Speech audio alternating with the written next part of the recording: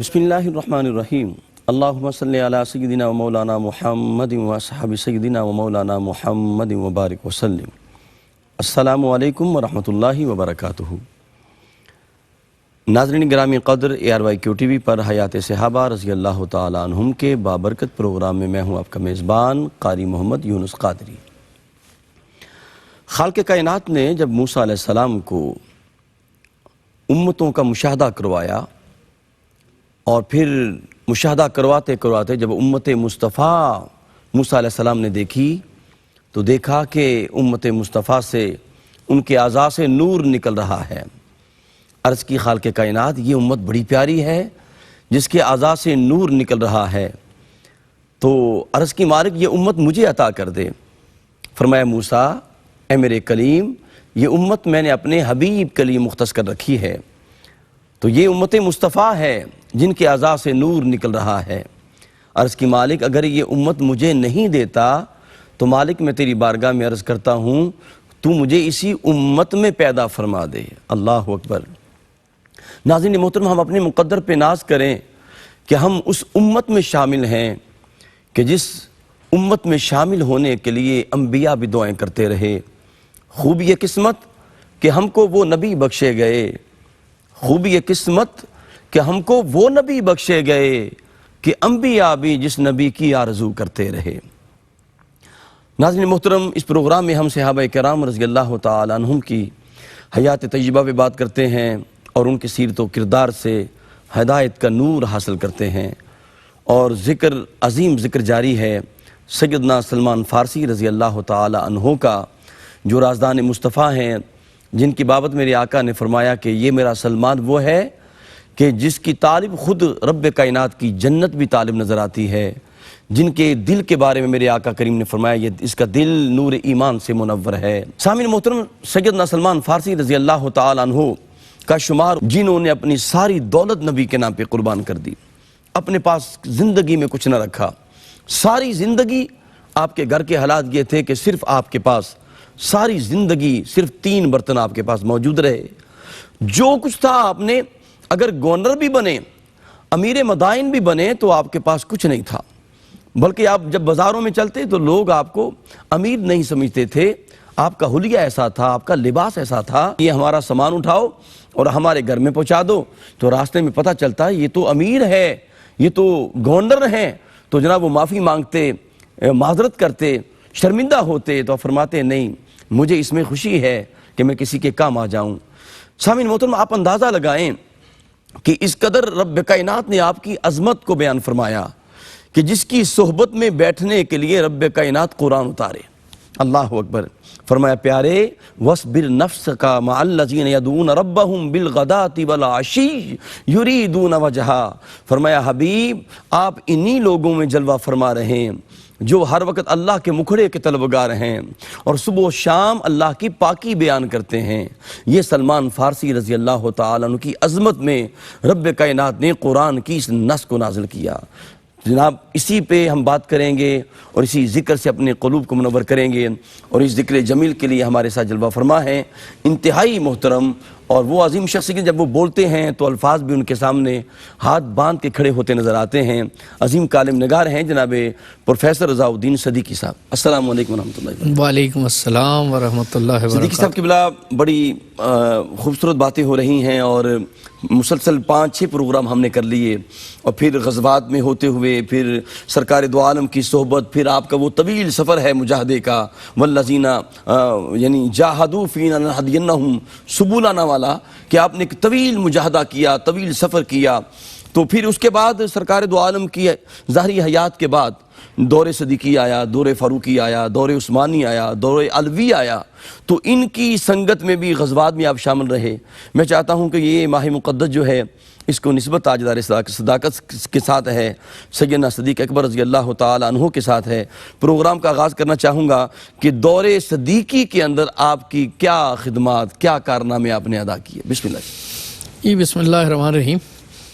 حضرت سلمان فارسی رضی اللہ تعالیٰ عنہ کی مبارک شخصیت کے احوال گزشتہ نشستوں میں سامعین کے ہم نے گوش گزار کیے۔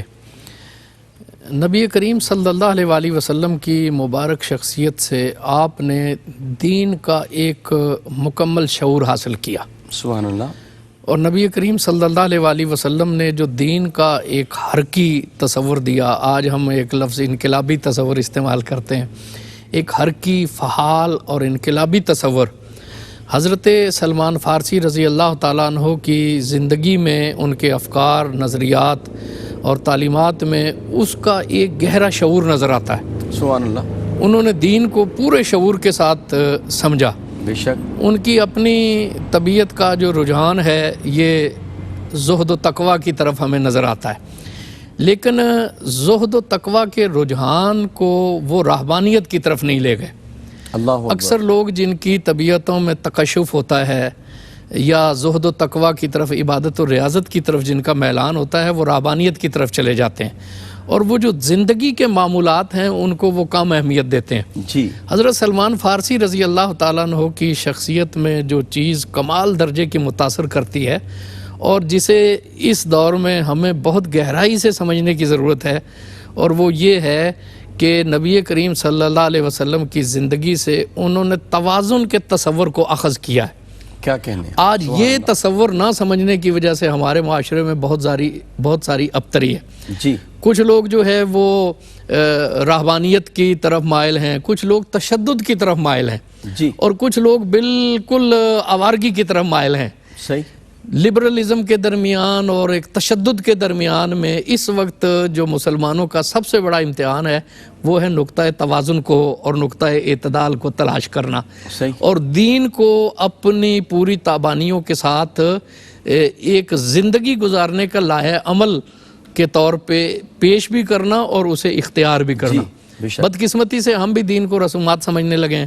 بدقسمتی سے کچھ لوگ دین نافذ کرنے میں تشدد کی انتہا پہ چلے گئے، اور کچھ لوگ ان کے رد عمل میں دین کی جتنی بھی قدریں ہیں ان کو تمسخر سے دیکھنے لگے ہیں، ان کو طنز سے دیکھنے لگے ہیں. حضرت سلمان فارسی رضی اللہ تعالیٰ عنہ نے نبی کریم صلی اللہ علیہ وسلم کی صحبت مبارکہ سے دین کے حرکی اور عملی تصور کو اخذ کیا ہے. بے شک. ان کا جو فقر ہے وہ فقر اختیاری ہے، فقر اضطراری نہیں ہے. سبحان اللہ. نبی کریم صلی اللہ علیہ وسلم سے دین کا پورا شعور لینے کے بعد خلفائے راشدین کی زندگی میں حضرت عثمان غنی رضی اللہ تعالیٰ عنہ کے عہد میں ان کا وصال پاک ہوا. اس زندگی میں ان کی جو ہمیں شخصیت ہے وہ بہت سے میدانوں میں بڑی فعال شخصیت نظر آتی ہے. اللہ اکبر. بہت فعال شخصیت نظر آتی ہے، اور وہ دین کے ایک متوازن تصور پہ ہیں. حضرت طارق بن شہاب ان سے اخذ فیض کرنے والے لوگوں میں سے ایک ہیں. تو وہ کہتے ہیں کہ مجھے یہ شوق تھا کہ میں حضرت سلمان فارسی کے معمولات دیکھوں، تو میں ان کی اجازت سے ان کے پاس مقیم تھا. میں نے دیکھا کہ انہوں نے نماز مغرب پڑھی، اس کے بعد کچھ اوراد و وظائف نوافل میں وہ مشغول رہے، پھر نماز عشاء پڑھی اور اس کے بعد محو استراحت ہو گئے. جی. میرا خیال تھا کہ یہ ساری رات مصلی پر رہیں گے. اللہ اکبر. لیکن وہ تہجد کے وقت اٹھے، انہوں نے نوافل پڑھے اور پھر فجر کی نماز ادا کی. تو میں نے ان سے ذکر کیا کہ میرا تو خیال یہ تھا کہ آپ کے زہد اور تقوی اور اتقاء کا اتنا شعرہ ہے تو آپ تو مصلی سے سر نہیں اٹھاتے ہوں گے، تو آپ تو رات محو استراحت رہے ہیں. آپ نے فرمایا کہ دیکھو، فرائض اگر تم پابندی سے ادا کرتے رہو تو اللہ تبارک و تعالیٰ تمہارے صغائر کو جو ہے وہ معاف فرما دے گا، اللہ اکبر. اور اللہ تبارک و تعالیٰ ان کی بخشش فرما دے گا. میں نے پچھلی نشست میں عرض کی نا کہ وہ مختلف فنون سیکھنے میں بہت اشتیاق رکھتے تھے. وہ ایک فعال اور عملی زندگی گزارنے کے قائل تھے. اس میں جو حقوق اللہ ہیں ان کو بھی وہ پوری گہرائی کے ساتھ ادا کرتے، اور حقوق العباد کو بھی وہ پوری گہرائی کے ساتھ ادا کرتے. جی. اب آپ یہ دیکھیے کہ عہد صدیقی میں بڑی مہمات پیش آئیں، اور حضرت سلمان فارسی حضرت ابو بکر صدیق رضی اللہ تعالیٰ عنہ کے بھی اسی طرح قریب نظر آتے ہیں جس طرح وہ نبی کریم صلی اللہ علیہ وسلم کے قریب تھے. اور ہر مہم میں ان کا مشورہ بھی ہے اور اہم مہمات میں وہ شامل بھی ہیں. حضرت ابو بکر صدیق رضی اللہ تعالیٰ عنہ سے انہیں فیض روحانی بھی نصیب ہوا. جب ان کے آخری ایام ہیں تو حضرت سلمان فارسی ان کی خدمت میں حاضر ہوتے ہیں اور کہتے ہیں کہ مجھے وصیت کیجیے، جی مجھے وصیت فرمائیے.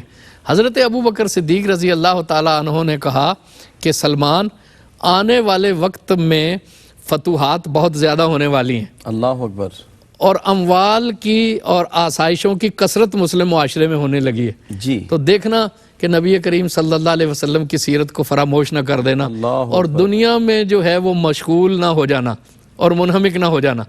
یہی نصیحت حضرت ابو بکر حضرت نبی کریم صلی اللہ علیہ وسلم نے بھی حضرت سلمان فارسی کو فرمائی تھی. جی اور یہ دیکھیے کہ ایک شخص جس کا ایک فعال کردار ادا ہوتا ہے نا، جی یہ دیکھیے کہ ان کو اس نصیحت کرنے میں کیا راز ہے.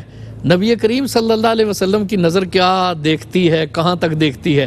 اور حضرت ابو بکر صدیق رضی اللہ تعالیٰ عنہ بھی مزاج شناس رسالت مآب صلی اللہ علیہ وسلم، اور ان سے بڑھ کر کوئی بھی نبی کریم صلی اللہ علیہ وسلم کا مزاج شناس نہیں ہوا. آپ یہ دیکھیے کہ جو نصیحت حضور نے انہیں فرمائی وہی حضرت ابو بکر صدیق رضی اللہ تعالیٰ عنہ نے انہیں فرمائی. جی پروفیسر، بلکہ میں آپ کی اجازت سے ایک بات عرض کرنا چاہوں گا کہ آپ نے یہ فتوحات پھر مال کو فتنہ قرار دیا. قرآن کی نص بھی گواہ ہے، انما اموالکم و اولادکم فتنہ. اور ناظرین محترم، آپ دیکھتے ہیں کہ جو شخصیت یہ نصیحت فرما رہی ہے قربان جاؤں، جب وہ سرکار کی غلامی میں آتے ہیں تو اپنا سارا کچھ نبی کے نام پہ قربان کر دیتے ہیں.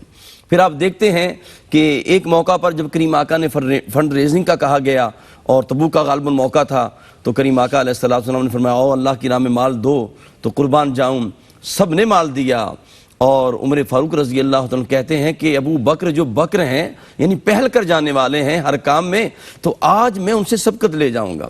آدھا مال دربار مصطفیٰ میں لاتے ہیں تو جناب اسی دوران وہ دیوانہ مصطفیٰ بھی آ جاتا ہے، وہ پروانہ مصطفیٰ بھی آ جاتا ہے اور سارا مال سرکار کے قدموں میں لا کے قربان کر دیتا ہے. میرے آقا فرماتے ہیں ما بقیت لأہلک، گھر والوں کے لیے کیا چھوڑا ہے؟ عرض کی گھر والوں کے لیے اللہ اور اللہ کا رسول چھوڑ کے آیا ہوں. تو مال اگر غلط راستے پہ چلے تو یہ فتنہ ہے، اگر صراط مستقیم پر اللہ اور اللہ کے رسول کے نام پہ قربان ہو جائے تو یہ سراپا رحمت ہے. قلب و روح کو ذکر مصطفیٰ سے معطر رکھیں. ملاقات کرتے ہیں ایک وقفے کے بعد. السلام علیکم ورحمۃ اللہ وبرکاتہ.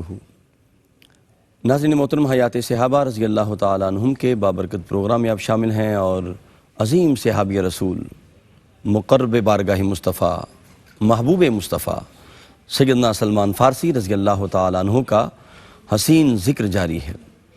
جی پروفیسر، آپ فرما رہے تھے کہ یہ نصیحت فرمائی، آپ نے وصیت فرمائی، جو سرکار دو عالم نے وصیت فرمائی تھی نصیحت، وہی وصیت آپ نے فرمائی کہ مال سے دور رہو، دنیا سے دور رہو. اور پھر آپ ایسے دور رہے کہ آپ کا وصال بھی ہوا تو صرف 3 برتن آپ کے پاس نکلے. جی ہاں، ایک میں نے عرض کی کہ حضرت سلمان فارسی رضی اللہ تعالیٰ عنہ نے نبی کریم صلی اللہ علیہ وسلم سے ایک فعال اور حرکی تصور جی دین کا اخذ کیا. بے شک. حضرت ابو بکر صدیق رضی اللہ تعالیٰ عنہ اپنے عہد مبارک میں عراق کی مہمات شروع کر چکے تھے اور آپ کی جو بڑی دور رس نظر تھی، ایک دن آپ نے حضرت فاروق اعظم کو اپنے پاس بلایا رضی اللہ تعالیٰ عنہ اور بالکل تنہائی اور خلوت میں انہیں ارشاد فرمایا کہ میں عراق کی طرف لشکر کشی کرنے والا ہوں اور میں وہ مہمات شروع کر رہا ہوں. جی. تو حضرت فاروق اعظم کہتے ہیں کہ میرے وجود پہ یہ سن کر لرزہ طاری ہو گیا کہ کیا ہم اس پوزیشن میں ہیں. اللہ اکبر. حضرت ابو بکر صدیق رضی اللہ تعالیٰ عنہ کی نگاہیں بہت دور رس نگاہیں ہیں. بے شک. اور اسلام پر جو ان کے احسانات ہیں ان کا ہم حقیقتاً ادراک نہیں بے شک کر سکتے. جی. اور اس پر بہت زیادہ ایک گفت و شنید کی ضرورت ہے، کیونکہ اب ہم بڑے بڑے لوگوں کو بعض اوقات بالکل سطحی طور پر لینے لگیں، جو کہ ایک بہت بڑا المیہ ہے. تو حضرت ابو بکر صدیق رضی اللہ تعالیٰ عنہ نے ان مہمات کا آغاز کر دیا. جی. اب حضرت سلمان فارسی کو جو ایک فعال اور حرکی تصور نصیب ہوا ہے، جی، تو انہوں نے یہ سنجیدگی سے سوچنا شروع کیا کہ میں عراق میں سکونت رکھوں. اب دیکھیں کہ نبی کریم صلی اللہ علیہ وسلم کی صحبت مبارکہ میں وہ ہمیشہ سے رہے. مدینہ منورہ میں رہنا مسلمانوں کو کتنی ایک خوبصورت بات لگتی ہے، لیکن انہوں نے نبی کریم صلی اللہ علیہ وسلم کی جو دین کی مصلحتیں ہیں ان کو واہ واہ ترجیح دی. سبحان اللہ. کیونکہ وہ اس وقت جسے ہم عراق کہتے ہیں یہ وہی علاقہ تھا جو کہ اس وقت ایران کی سلطنت کا حصہ تھا. جی. بلکہ مدائن جسے آج سلمان پاک کہا جاتا ہے وہ ان کا دارالخلافہ تھا. صحیح. اور ان کا دارالحکومت تھا. تو حضرت سلمان فارسی عراق میں اس لیے جانا چاہتے تھے کہ وہ وہاں کی تہذیب سے، ثقافت سے، زبان سے، بود و پاش سے واقف تھے اور پھر وہ نبی کریم صلی اللہ علیہ وسلم کے شعور زیست سے بھی پوری طریقے سے واقف ہو چکے تھے. بے شک. اور یہ جو ہے نا عجمی جو لوگ تھے اس وقت وہ اپنی تہذیب پر بڑے نازاں تھے. اقبال نے خوبصورت فقرہ کہا ہے نا، مصرع کہا ہے کہ عجم کا حسن طبیعت عرب کا سوز دروں. جی. تو جو ان میں ایک لطافت خیال ہے واہ واہ. اور ایک تخیل کی نزاکتیں ہیں. ایران کا لٹریچر تو مشہور ہے نا. جی. تو وہ اپنی تہذیب پر بڑے نازاں تھے اور عربوں کی تہذیب کو تو وہ کوئی اہمیت ہی نہیں دیتے تھے. لیکن اب معاملہ عربوں کی تہذیب کا نہیں ہے، اب رسول اللہ صلی اللہ علیہ وسلم کی سیرت اور سنت کا معاملہ ہے. جی. اور اقبال نے کیا خوبصورت بات کی ہے کہ تمدن آفریں خلاق آئین جہانداری، وہ صحرائے عرب یعنی شتربانوں کا گہوارہ. اللہ اب یہ تو دنیا کو اسلوب حیات سکھانے والے لوگ ہیں نا. جی. اور ایسے لوگوں کی ضرورت تھی کہ جو کسی بھی چکا چوند سے متاثر نہ ہو. تو حضرت سلمان فارسی کا پورے شعور کے ساتھ یہ ارادہ کرنا کہ میں عراق میں سکونت اختیار کر لوں، یہ بڑی اہمیت کی حامل بات ہے. کیونکہ وہ نبی کریم صلی اللہ علیہ وسلم سے دین کی ساری حقیقتوں سے آشنا ہو چکے تھے اور دین کے ثقافتی اور تہذیبی مزاج سے پوری طریقے سے واقف تھے. اور پھر سب سے بڑی بات یہ ہے کہ وہ اپنے زہد و تقوی پہ اور انتہائی سادہ زندگی پر کسی معذرت کا شکار نہیں تھے. اللہ اکبر. وہ کوئی معذرت نہیں کرنا چاہتے تھے، وہ اس پر مفتخر تھے کہ یہ میرے نبی کریم صلی اللہ علیہ وسلم کی سنت ہے اور میں اسی پر کاربند ہوں. جب ایران مسلمانوں نے فتح کیا نا تو انہیں کچھ لوگوں نے مشورہ دیا کہ یہ ان کے اٹھنے بیٹھنے کے، سونے جاگنے کے، کھانے پینے کے اپنے انداز ہیں، تو آپ ان کے انداز اختیار کریں ورنہ یہ آپ کو سمجھیں گے کہ یہ تو ان پڑھ لوگ ہیں. جی. یہ انہیں تو کوئی تہذیب اور ثقافت کا پتہ نہیں ہے. تو صحابہ کرام نے جواب دیا کہ ہم ان احمقوں کی خاطر نبی کریم صلی اللہ علیہ وسلم کی سنت مبارکہ کو ترک کر دیں. اللہ اکبر. کیا کہنے ہیں. یہ دیکھیے کہ وہ کسی بھی اس احساس کمتری کا شکار نہیں ہوئے. دیکھیں ایک ہے علم کی برتری. جی. نبی کریم صلی اللہ علیہ وسلم نے مسلمانوں کو کیا کہا تھا کہ دانائی مومن کی گمشدہ میراث ہے، جہاں سے بھی ملے مسلمان اس کا حقدار ہے. اور ایک ہے کسی کی تہذیب اور ثقافت کو، کسی کی اخلاقی قدروں کو بغیر سوچے سمجھے لے لینا، علم لے لینا، سنت لے لینا، یہ ایک بالکل الگ چیز ہے. واہ واہ. اور کسی کی تہذیب اور ثقافت کو بغیر سوچے سمجھے کسی کی اندھی تقلید کرنا، یہ ایک بالکل چیز ہے. یہ وہ شعور تھا جو سلمان فارسی جیسے لوگوں کو حاصل تھا، بے شک، جو کاش ہمیں بھی حاصل ہو جائے. اللہ اکبر. آمین. جی. کہ اگر ہم یہ کہتے ہیں کہ ہم اپنی تہذیب و ثقافت پہ چلیں تو اس کا یہ مطلب نہیں ہے کہ ہم سائنس اور ٹیکنالوجی کی نفی کرتے ہیں. جی. مسلمانوں نے کب کی؟ حضرت سلمان فارسی رضی اللہ تعالیٰ عنہ تو ہر چیز کو سیکھنے کے لیے کوشاں رہا کرتے تھے. تو وہ عراق میں گئے اور تاکہ وہاں کے لوگوں کو دین سے بھی آگاہ کریں اور وہاں کی تہذیب کے مقابلے میں مسلمان تہذیب و ثقافت کو ایک غالب رویے کے طور پہ پیش کریں. بے شک. پھر ایک دفعہ وہ حضرت فاروق اعظم رضی اللہ تعالیٰ عنہ سے ملنے کے لیے مدینہ منورہ میں آئے. حضور کے دربار میں حاضری مقصود تھی، دوستوں سے ملاقات مقصود تھی. تو حضرت فاروق اعظم رضی اللہ تعالیٰ عنہ نے بہت خوشی کا اظہار کیا. جی. پھر ایک دن اپنے دوستوں سے کہا کہ چلیں ہم سلمان فارسی سے ملنے کے لیے چلیں. سبحان اللہ. ان کی رہائش گاہ پر وہ وہاں پر تشریف لے گئے. حضرت سلمان فارسی ایک تکیے کے ساتھ ٹیک لگا کے تشریف فرما تھے. انہوں نے وہ تکیہ حضرت فاروق اعظم کو پیش کر دیا. تو حضرت فاروق اعظم نے پوچھا کہ سلمان یہ کیا ہے؟ انہوں نے کہا کہ نبی کریم صلی اللہ علیہ وسلم سے میں نے سنا ہے کہ کوئی شخص تکیہ لگا کر بیٹھا ہو آسودگی سے اور اس کا دوست آ جائے اور وہ اپنا تکیہ اسے پیش کر دے تو اللہ کریم اس کی مغفرت فرما دیتا ہے. سبحان اللہ. سبحان. تو یہ دیکھیے کہ ایک چھوٹے چھوٹے عمل میں بھی وہ نبی کریم صلی اللہ علیہ وسلم کی کس طرح اتباع کرتے تھے. حضرت فاروق اعظم رضی اللہ تعالی عنہ نے انہیں یہ کہا کہ آپ رائد کے طور پہ وہ لشکر جو کہ اب سلطنت فارس کے مختلف حصوں میں جا رہے ہیں، جو مرکزی لشکر ہے، اس کے رائد کی ذمہ داری آپ سنبھالیں.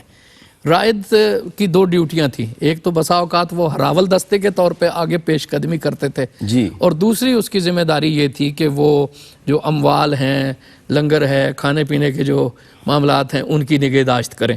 یعنی ایک تو یہ تھا کہ اس میں یہ تھا کہ جو اس علاقے سے چونکہ آپ کی واقفیت تھی، وہاں کے معاملات سے آپ واقف تھے، اور دوسرا یہ کہ ایک امانت اور دیانت کا جو تصور آپ کے ساتھ موجود تھا، اس کے پیش نظر یہ ذمہ داری آپ کو سونپی گئی.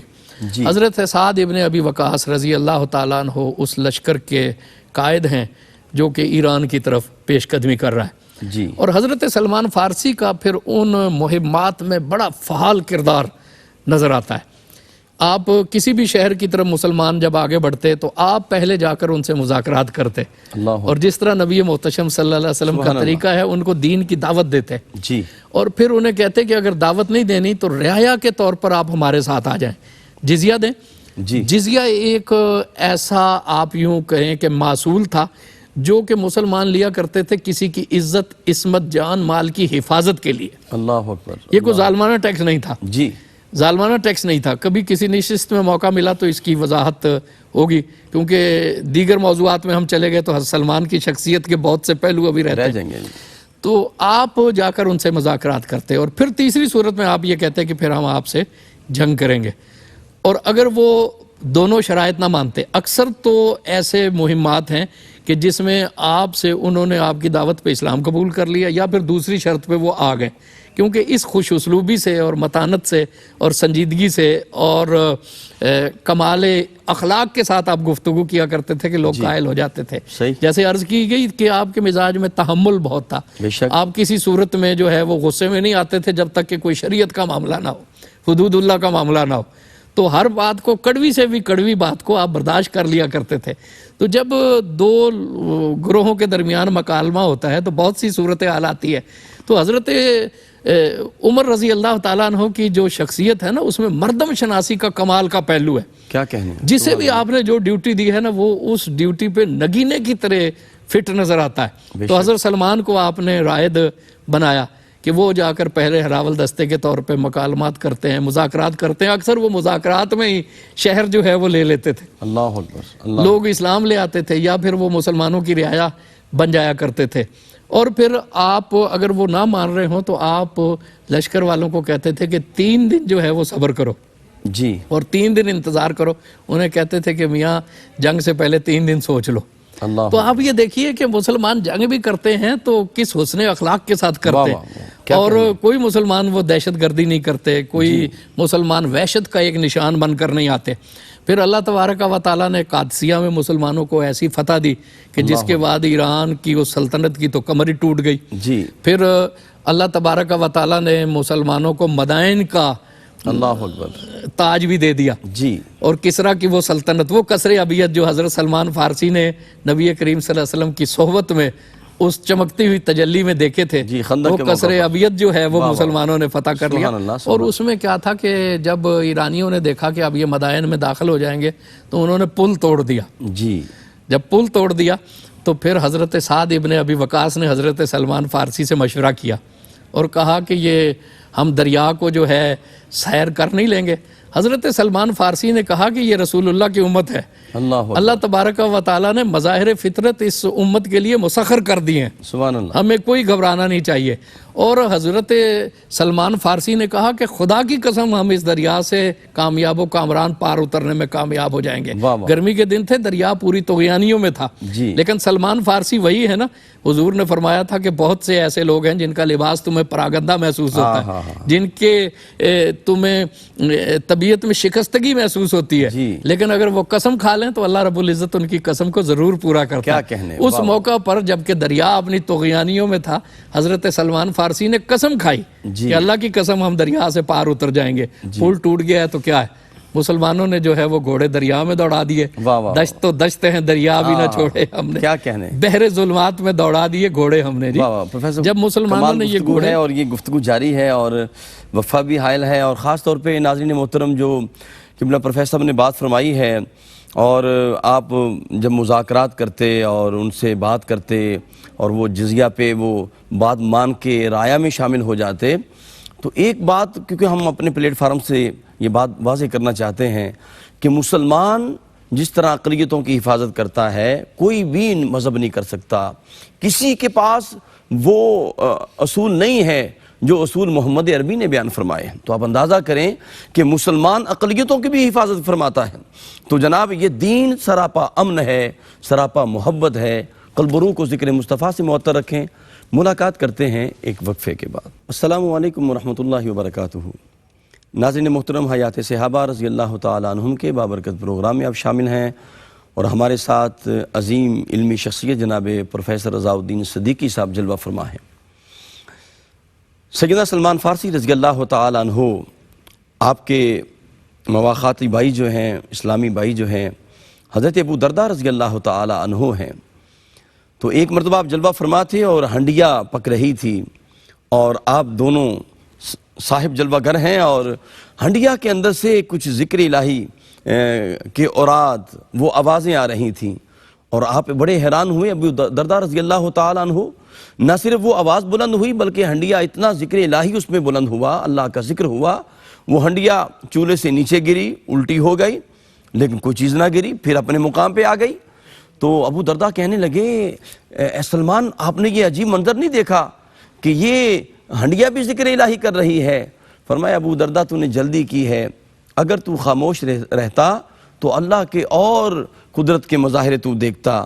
پھر آپ کے سیرت میں یہ بات بھی ملتی ہے کہ آپ جس پیالے میں آپ کھانا تناول فرمایا کرتے تھے، ابو درداء رضی اللہ تعالیٰ عنہ، سلمان فارسی، ایک ہی پیالہ اور دونوں صحابی اس میں کھانا تناول کرتے تو بسا اوقات ایسے ہوتا وہ جو پیالے کے اندر کھانا ہوتا وہ بھی ذکر الہی کرتا اور جو پیالہ ہے وہ بھی ذکر الہی کرتا۔ جی پروفیسر صاحب، آپ فرما رہے تھے، میں چاہتا ہوں اپنی بات کو آپ مکمل کریں۔ مدائن کی لشکر کشی کا ذکر ہو رہا تھا جی جی، کہ انہوں نے بے دھڑک دریا میں گھوڑے ڈال دیے جی، کیا کہنے۔ اور ایرانیوں نے جب یہ دیکھا تو ان کے اوپر ایک ایسا رعب طاری ہوا کہ انہوں نے بے ساختہ کہا دیو آمدن، دیو آمدن، جی کہ یہ تو انسان ہے نہیں، یہ تو کوئی جن ہے، جی یہ تو کوئی جن ہے۔ اور جب وہ لشکر دریا کے پار اترا تو حضرت سعد ابن ابی وقاص نے کہا کہ کسی کی کوئی چیز دریا میں تو نہیں رہ گئی۔ ایک لشکری نے کہا کہ میرا لکڑی کا پیالہ دریا میں گر گیا ہے۔ تو حضرت سعد ابن ابی وقاص نے دریائے دجلہ سے کہا کہ یہ اس کا پیالہ واپس کرو۔ واہ واہ۔ اور وہ پیالہ لہروں میں ایک ارتعاش پیدا ہوا اور دریا نے وہ پیالہ کنارے پر پھینک دیا۔ کیا کہنے۔ تو یہ وہ لوگ ہیں جو مظاہر قدرت پر حاوی ہیں، اللہ نے انہیں تسخیر کائنات دے دی ہے۔ مدائن فتح ہوا، حضرت سعد ابن ابی وقاص اور لشکروں میں لشکر کشی میں مصروف تھے تو حضرت فاروق اعظم رضی اللہ تعالیٰ عنہ نے جو ابتدائی عرصہ ہے اس میں حضرت سلمان فارسی کو مدائن کا گورنر مقرر کر دیا۔ پہلے آپ رائد تھے، پھر مدائن کے گورنر ہو گئے۔ حضرت فاروق اعظم رضی اللہ تعالیٰ عنہ جب کسی کو عہدہ دیتے تھے تو عام طور پر آپ یہ کوشش کرتے تھے کہ ایسا شخص جو کہ دین کے شعور سے، علم سے اور فقہ سے بہرہور ہے اس کو عہدہ دیا جائے۔ جی حضرت خالد بن ولید رضی اللہ عنہ کی جگہ آپ نے حضرت ابو عبیدہ ابن جراح کو جو قائد بنا دیا تھا، اس کی وجہ یہ تھی کہ وہ عشرہ مبشرہ میں سے ہیں اور دین کے علم کو بہت زیادہ جانتے تھے۔ بے شک۔ آگے جو دین کی ترویج و اشاعت ہوئی اس میں پھر حضرت ابو عبیدہ ابن جراح نے بڑا رول ادا کیا۔ ہمارے لوگ بہت سی کم فہمیوں کی وجہ سے بعض اوقات معاملات کو صحیح طور پہ سمجھ نہیں سکتے، تو حضرت فاروق اعظم اس شخص کو عہدہ دیا کرتے تھے جو دین کا فہم دوسروں سے زیادہ رکھتا تھا۔ جی اب یہ مدائن ایک دارالحکومت تھا، یہ فتح ہو گیا تو حضرت سلمان فارسی کو اس کا گورنر بنایا گیا۔ اور سبحان اللہ، جیسے میں نے کہا تھا کہ وہ کسی احساس کمتری کا شکار نہیں تھے، وہ ایک سادہ سے لباس میں ہوتے، ایک ان کے پاس بوریا تھا جسے وہ جسم پر بھی اوڑھ لیا کرتے تھے اور رات کو بچھا بھی لیا کرتے تھے، مسجد میں رات کو سکونت اختیار کر لیتے۔ جب لوگوں نے آنا ہوتا، چونکہ مختلف لوگ آیا کرتے تھے، تو جو مسجد کے ساتھ ایک گھنا سا درخت تھا اس کے نیچے بیٹھ جایا کرتے تھے بلا تکلف، اپنا بوریا بچھا کر، اور جہاں سایہ ہوتا نا تو وہ اس کے ساتھ جو ہے وہ ادھر منتقل ہو جاتے اور کسی احساس کمتری کا شکار نہ ہوتے۔ جب آپ کو مدائن کا گورنر مقرر کیا گیا نا تو بعض لوگوں نے دیکھا کہ اتنی سادہ طبیعت کا انسان، اتنا خلیق، اتنا نرم اور گداز، تو جو لوگ پہلے وارداتیں کیا کرتے تھے انہوں نے کہا لو بھائی اب ہماری تو موجیں ہو گئی، اتنا نرم خو حاکم ہے، ہمیں تو جو ہمارا دل کرے گا ہم رات کو وارداتیں کریں گے۔ تو یہ بات آپ کو سنائی گئی، تو جو شہر کے پہرے دار تھے آپ نے انہیں فرمایا کہ آپ دن میں پہرا دیں، رات کو آج آپ کو پہرا دینے کی ضرورت نہیں ہے۔ اللہ اکبر۔ اور شہر کے کتوں کو کہا کہ دیکھنا کوئی واردات نہ ہونے پائے۔ جی تو وہ ٹولی جب شہر میں داخل ہوئی تو کتے ان کے اوپر بل پڑے جی اور انہیں بھگا دیا، اور اس کے بعد پھر کسی کو جسارت نہیں ہوئی کہ وہ مدائن شہر کے بارے میں، چوری چکاری کے بارے میں سوچے۔ یہ دیکھیں کہ وہ لوگ ہیں جی کہ رسول اکرم صلی اللہ علیہ وآلہ وسلم نے جن کو کمال روحانیت عطا فرمائی، اور پھر یہ سادہ زندگی۔ حذیفہ بن یمان بھی وہاں پہ مدائن میں موجود تھے۔ ایک دن انہوں نے کہا کہ میں آپ کے لیے ایک کمرہ نہ بنا دوں کہ آپ اس میں بیٹھیں اور لوگوں کے معاملات وہاں پر سنیں آرام سے، یہ سائے کے ساتھ ساتھ آپ منتقل ہوتے چلے جاتے ہیں. جی، یعنی آپ کے معمولات میں یہ تھا کہ آپ درخت کے نیچے بیٹھ جاتے تھے بلا تکلف، کسی احساس کمتری کا شکار نہیں ہے. یہ دیکھیے کہ یہ ایک بڑا شعوری عمل تھا. ہر علاقے کا اپنا مزاج ہے نا، تو ان کا آپ نے تکبر اور ان کی جو تہذیب کا خمار تھا نا وہ آپ نے توڑ دیا. وہ کسریٰ کا ایک دارالحکومت تھا نا، اور کسریٰ کا دارالحکومت یہ تھا کہ ایک ابن ہشام نے واقعہ لکھا ہے کہ عرب کا ایک بدوی سردار کسریٰ کے دربار میں گیا تو وہاں اس دربار میں اتنا روب تھا کہ وہ بے ہوش ہو کر گر گیا. دربار کے روب کی وجہ سے بے ہوش ہو کر گر گیا. وہ ایک طویل واقعہ ہے، اس کا علیحدہ پس منظر ہے. یعنی جو صحرائی لوگ ہوتے ہیں عام طور پر یہ خارجی مظاہر سے کم متاثر ہوتے ہیں، لیکن کسریٰ کے دربار میں اتنا روب تھا کہ وہ صحرائی سردار جب وہاں پر گیا تو وہ اس روب کی وجہ سے بے ہوش ہو گیا جو کسریٰ کے دربار کا تھا. اللہ اکبر. اس قدر. لیکن حضرت سلمان فارسی ایک درخت کے نیچے بیٹھ کر اپنا دفتر لگا رہے ہیں اور لوگوں کی شکایت سن رہے ہیں. محل کے اندر داخل ہونے کی انہوں نے زحمت ہی گوارا نہیں فرمائی. جی، وہ مدائن کے محلات تھے جو مسلمانوں نے فتح کیے تھے. ایک کثیر مال و دولت وہاں سے گیا تھا. کسریٰ کو وہ جو کنگن پہنائے گئے تھے سوراخا کو، وہ وہیں سے گئے تھے. کیا کہنے، وہیں سے گئے تھے. کیا کہنے. لیکن حضرت سلمان فارسی نے کوئی اس محل کے اندر داخل ہونے کی زحمت ہی گوارا نہیں فرمائی. مسجد میں سکونت اختیار کرتے ہیں، درخت کے نیچے اپنا دفتر بناتے ہیں. تو حذیفہ بن یمان رضی اللہ تعالیٰ عنہ نے کہا کہ میں آپ کے لیے ایک دفتر بنا دوں، کمرہ بنا دوں. تو انہوں نے محسوس کیا کہ کوئی ناگواری سی ہوئی ہے ان کے مزاج میں. تو وہ بھی چونکہ مزاج شناس تھے ان کے، تو انہوں نے کہا کہ سلمان آپ نے یہ تو مجھ سے پوچھا ہی نہیں کہ میں آپ کے لیے کمرہ بنانے کیسے لگا. جی. تو انہوں نے کہا کیسا کمرہ بنانے لگے ہو؟ فرمانے لگے کہ جب آپ کھڑے ہوں گے تو پوری طرح اس میں کھڑے نہیں ہو سکیں گے. اللہ اکبر. پاؤں پھیلائیں گے تو آپ کے پاؤں پوری طرح دیوار سے جا کے لگیں گے، پوری طرح آپ آسودہ ہو کر لیٹ نہیں سکیں گے. ایسا کمرہ میں آپ کے لیے بنانے لگا ہوں. تو آپ مسکرائے، کہنے لگے کہ تم نے تو میرے دل کی بات جان لی، اسی طرح کا کمرہ بناؤ. تو یہ دیکھیے یہ سادگی کا استعارہ. بہت سے واقعات گزشتہ نشستوں میں آپ نے بھی بیان کیے کہ وہ کس قدر سادہ زندگی گزارتے تھے. ناظرین محترم، یہ حسین ذکر ہے اور کیا عظمت والے صحابہ تھے، سب کچھ لٹا دیا. اور آخری جملہ میں بھی دے رہا ہوں آپ کو ناظرین محترم کہ جب آپ کا وصال پاک ہونے لگا تو آپ زاروں کی طرح رو رہے تھے، جس طرح قبلہ پروفیسر نے فرمایا. تو پوچھا گیا کیوں روتے ہیں؟ تو فرمایا میرے دائیں بائیں مجھے کالے سانپ نظر آ رہے ہیں. تو عرض کی کہ دائیں بائیں تو کچھ سانپ نہیں ہیں. فرمایا نہیں، کریم آقا نے فرمایا تھا کہ زندگی ایسے گزارو جیسے ایک سوار جو ہے، مسافر جو ہے، اس کے بعد جتنا توشہ ہوتا ہے بس اتنا سامان ہونا چاہیے. تو کہا کہ میرے دائیں بائیں بہت سا سامان ہے تو میں پریشان ہوں کہیں قیامت کے دن میری پکڑ نہ ہو جائے. تو جب دائیں بائیں ناظرین محترم دیکھا گیا تو راوی بیان کرتے ہیں کہ صرف 3 برتن تھے، لیکن ان 3 برتنوں کو بھی کہہ رہے ہیں یہ سانپ ہیں، یہ کالے اژدہا ہیں، یہ مجھے کانٹے گئے. ناظرین محترم، یہ حسین ذکر ہے. رب کائنات ہمیں صحابہ کی سیرت کا نور عطا فرمائے، سادگی کا نور عطا کرے، اور رب کائنات ہمیں قناعت کرنے والا بنا دے. اپنے میزبان قاری محمد یونس قادری کو اجازت دیجیے. السلام علیکم ورحمۃ اللہ وبرکاتہ.